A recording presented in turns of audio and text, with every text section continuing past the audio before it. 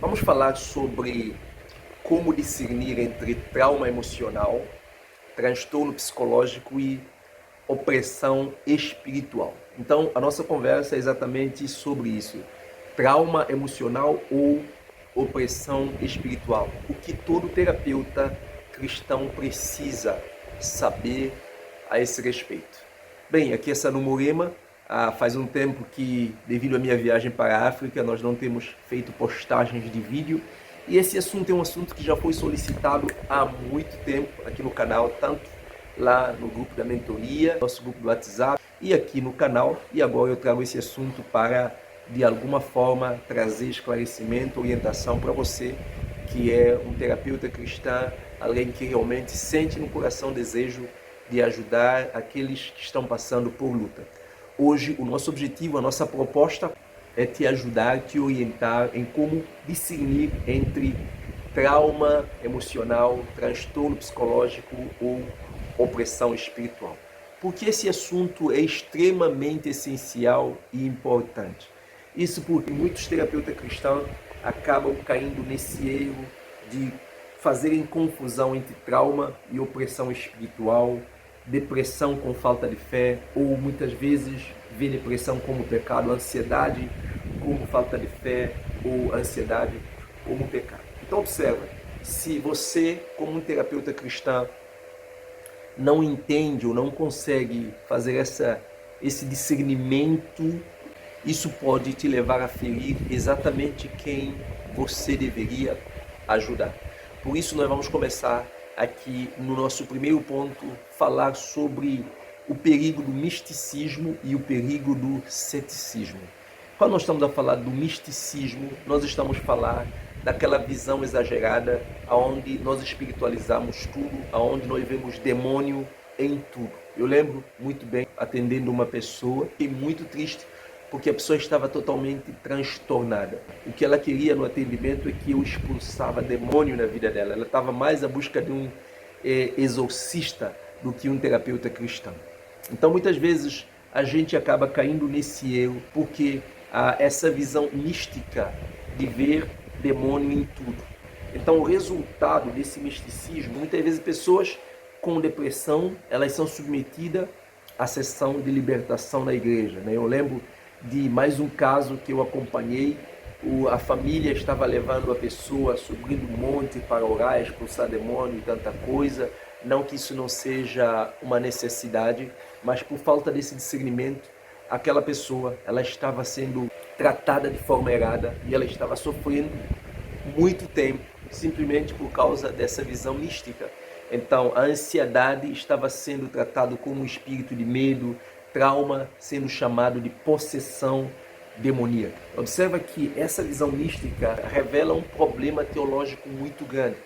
Isso significa que a pessoa com essa visão, ela ignorou o fato de que o pecado afetou as três dimensões da nossa existência: o biológico, o físico, o nosso corpo, a nossa alma e o nosso espírito. Então a queda do homem, ele afetou todo o aspecto do ser humano, não só o aspecto espiritual, mas também a mente, mas também a alma e também o aspecto espiritual.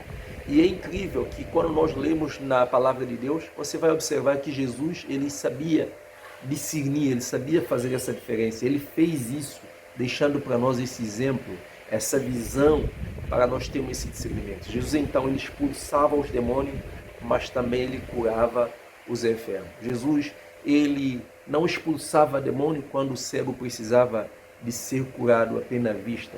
Jesus não curava o paralítico expulsando o demônio do paralítico. Mas nós vemos Jesus cuidando do aspecto físico, mental, espiritual do ser humano, e ele sabia então fazer essa diferença. E fique tranquilo que nós vamos aprofundar nisso, sobre o que a Bíblia ensina sobre a possessão espiritual, certamente na nossa próxima aula. Então, o perigo do misticismo é grave e é um problema teológico muito grande que nós cometemos. Mas nós temos um outro aspecto, que é exatamente o ceticismo absoluto, que é exatamente ignorar completamente o aspecto espiritual do ser humano. negar realmente a dimensão espiritual, as vivências espirituais, as realidades legítimas que ocorrem tanto nesse mundo em que nós vivemos, quanto nos dias em que Jesus viveu, e existem registros, relatos bíblicos mostrando opressão espiritual na vida das pessoas.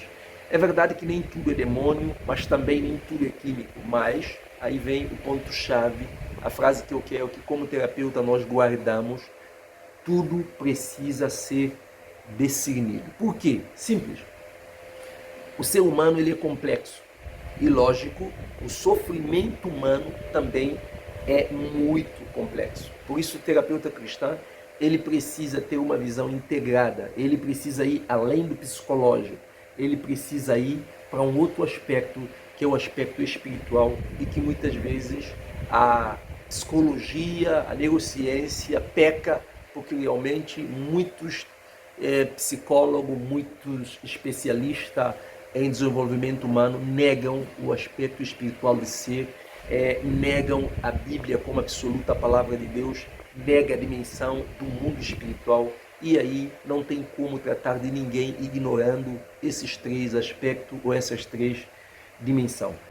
O sofrimento humano ele tem três origens. Ele tem uma origem no físico, no biológico, no corpo. Isso aqui nós vamos chamar de sofrimento humano normal ou natural. O sofrimento humano também tem outra origem, que é no aspecto da alma ou da psicologia, da psique, envolvendo mente, envolvendo vontade, envolvendo as emoções. Então nós estamos a falar do aspecto relacional, que trazem problemas tanto na vida emocional, mental. Então nós estamos falando aqui do aspecto da nossa alma, mas também o sofrimento humano ele tem dimensão espiritual, e aí nós estamos a falar do mundo espiritual. A Bíblia vai falar de batalhas espirituais em Efésios capítulo 6. Então observa que uma intervenção madura deve considerar essas três dimensões. Eu quero trazer alguns exemplos aqui para nos ajudar. Quando nós estamos a falar, por exemplo, de ansiedade, de depressão, de transtorno, nós estamos a falar de algo que está relacionado ao aspecto da alma, certo? Mas nós também temos problemas que está relacionado à nossa história. Por exemplo, trauma está muito relacionado muitas vezes ao contexto da nossa vivência, as experiências dolorosas que foram marcando a nossa vida enquanto nós fomos crescendo, desenvolvendo na vida, vão gerar traumas.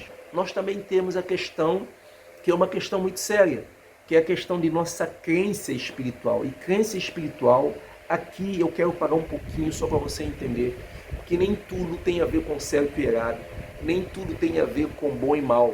Existe algo que está relacionado ao pecado. E quando nós estamos a falar de pecado, nós estamos além da dimensão psicológica, nós estamos além da dimensão ética, moral.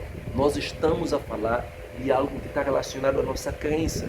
Nós estamos a falar da maneira como nós interpretamos o mundo a partir da visão que nós temos da Bíblia, de Deus, da sua palavra e da sua vontade. E quando nós estamos a falar de pecado, nós estamos a falar de algo que pode sim afetar toda a dimensão da nossa vida, tanto físico quanto emocional e espiritual, tá certo? Então observa, quando nós estamos a tratar de dimensão espiritual, nós estamos a falar de crenças. Se nós não entendemos isto, nós vamos perceber que nós podemos tratar de questões psicológicas, mas nós podemos ignorar o aspecto da culpa. Ela pode ter uma visão totalmente distorcida da vida a partir da sua crença. O cuidado ele precisa ser integral. Reduzir tudo a uma única coisa, isso aqui é uma simplificação irresponsável, perigosa, e isso é muito sério. Por isso que a nossa proposta nessa conversa é ajudar você, como terapeuta cristã, a desenvolver um discernimento terapêutico que te ajuda a se livrar desses extremos, de não cair nesses dois extremos.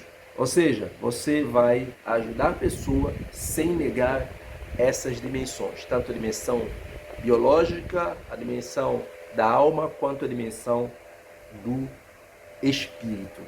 E aqui então nós vamos para um segundo ponto da nossa conversa que eu quero falar com você, que é exatamente o que é um discernimento terapêutico cristão. Então entenda que discernimento, ele não é suposição barata. Eu acho, eu sinto que isso é demônio. Eu acho que isso aqui é algo espiritual. Eu acho que isso é depressão. Não. Discernimento não é isso. Discernimento é a ponte entre a ciência e a espiritualidade, a graça e a ciência. Então, discernimento é a capacidade madura que o terapeuta cristão tem. É o olhar para o sofrimento humano com responsabilidade. E aí vem algumas perguntas para nos ajudar, certo? É claro que nós vamos entrar na base clínica para nos ajudar a fazer um discernimento correto. Então nós vamos ter várias ferramentas que vai te ajudar, então fique bastante tranquilo. Mas olhar para o sofrimento humano com responsabilidade significa perguntar.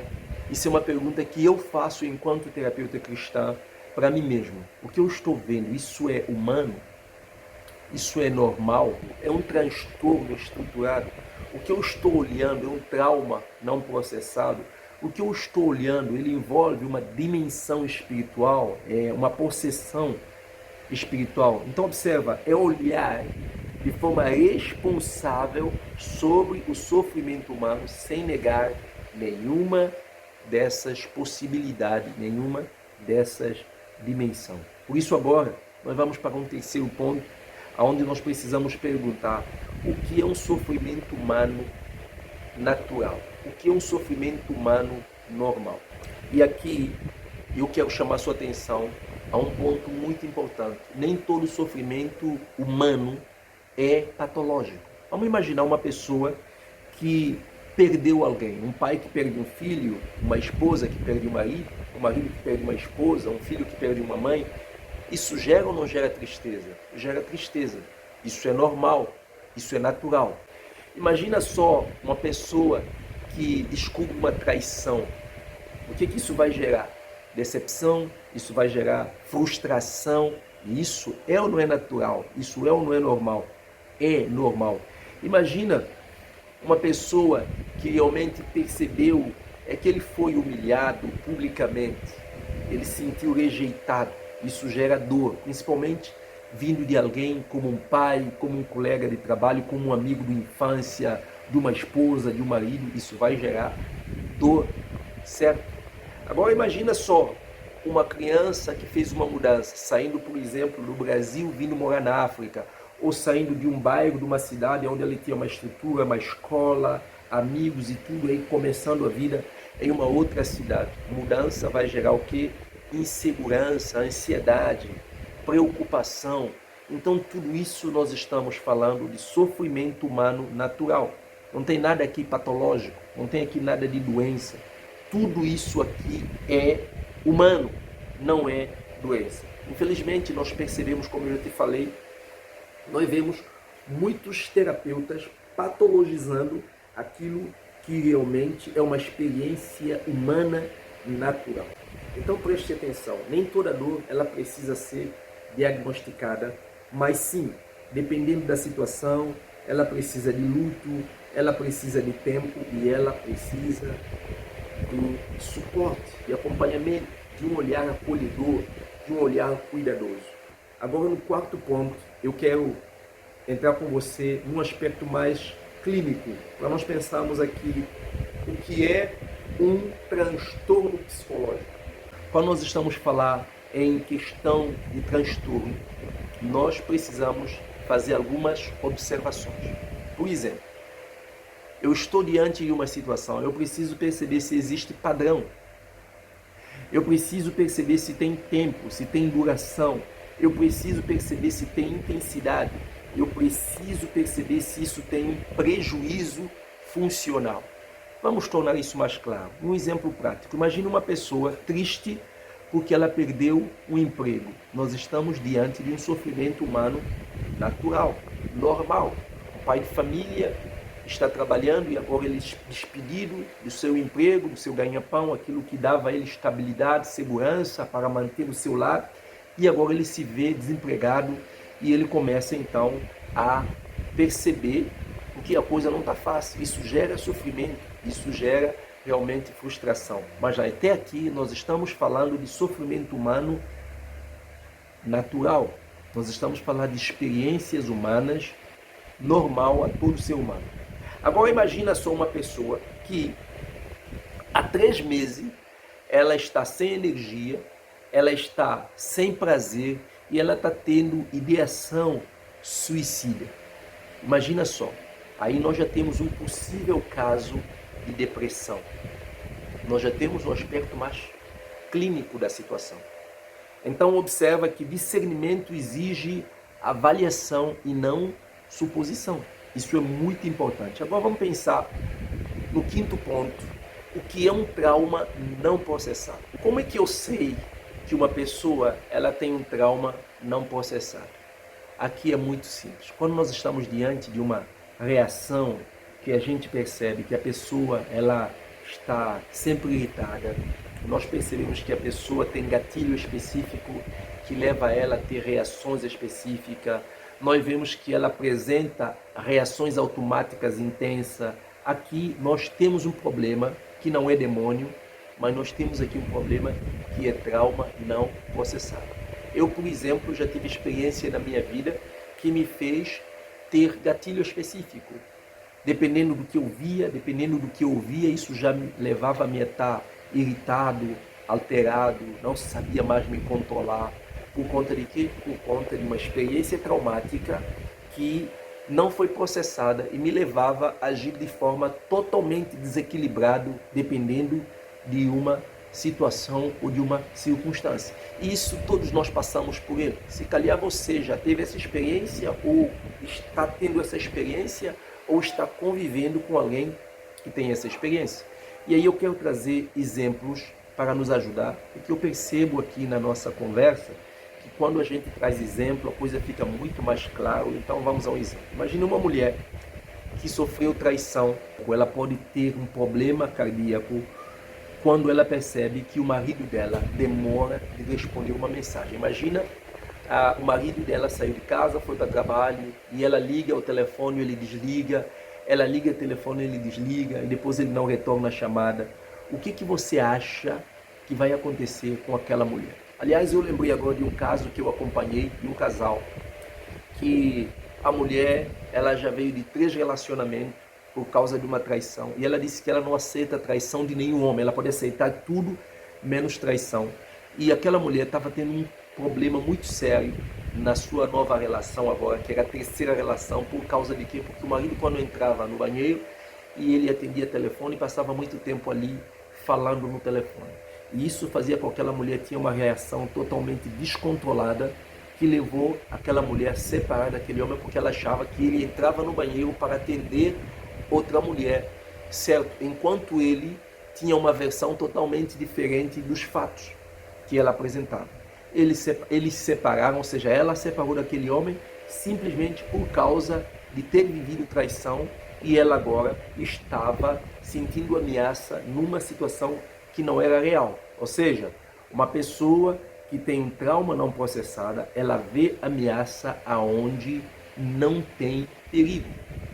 Mas isso acontece porque o sistema nervoso daquela pessoa está hiperativado, porque houve um momento na sua história em que ela teve um problema e não resolveu, e por causa disso ela agora tem um medo profundo, e isso faz o corpo dela reagir de forma totalmente desregular, porque o seu sistema nervoso, tanto a amígdala quanto o neocórtex, que é responsável para a coordenação lógica, para a interpretação das coisas, está desregulado. Isso faz com que ela tenha essa reação, tanto física quanto emocional, totalmente desproporcional ao fato, totalmente contrário ao que está acontecendo. Isso aqui não é demônio, mas isso é o quê? Isso é um trauma não processado.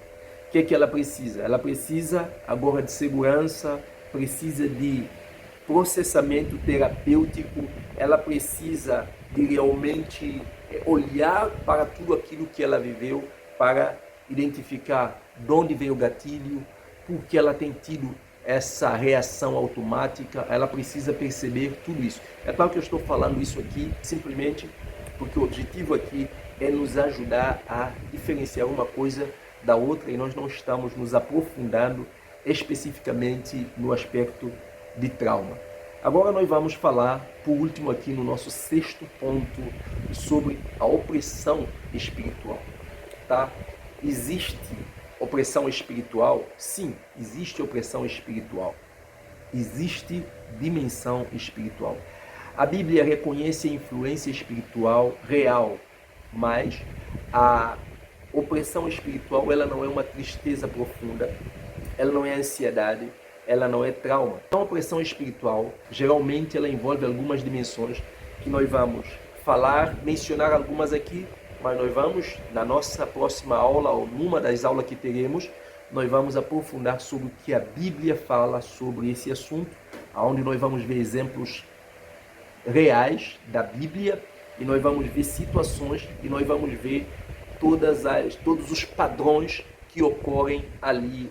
Normalmente, quando nós estamos a falar de opressão espiritual, nós percebemos padrões espirituais persistentes. Nós também percebemos certa resistência à vida espiritual saudável. Pessoas possessas espiritualmente, elas vão reagir diante de uma pregação da palavra de Deus, diante de uma oração e coisas assim. Nós vemos que envolve contexto espiritual totalmente destrutivo, aonde nós vemos essa pessoa, por causa dessa possessão, ela cai no chão, ela se fere, ela se machuca, e caso assim.